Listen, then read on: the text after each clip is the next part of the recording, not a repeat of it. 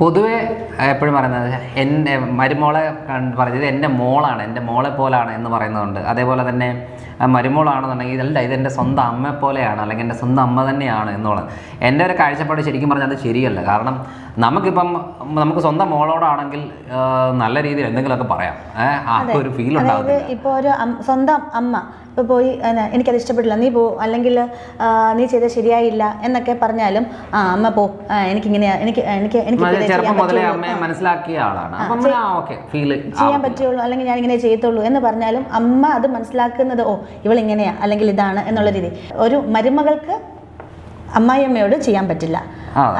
അതായത് ഒരു മരുമകള് അമ്മായിമ്മയോട് അമ്മയെ പോലെ സംസാരിക്കാൻ പറ്റില്ല. കാരണം അത് ചിലപ്പം ഈഗോ വരും, ഫീൽ ഉണ്ടാകും, വിഷമം ഉണ്ടാകും, ചിലപ്പോൾ ചെറിയ പ്രശ്നങ്ങൾ, പിന്നെ ഭാവിയിലേക്ക് അത് മുന്നോട്ട് ബുദ്ധിമുട്ടുണ്ടാകും. അതുകൊണ്ട് എപ്പോഴും അമ്മായിയമ്മയ്ക്ക് അമ്മായിയമ്മയുടെ റെസ്പെക്റ്റും മരുമകൾക്ക് മരുമകളുടെ റെസ്പെക്റ്റ്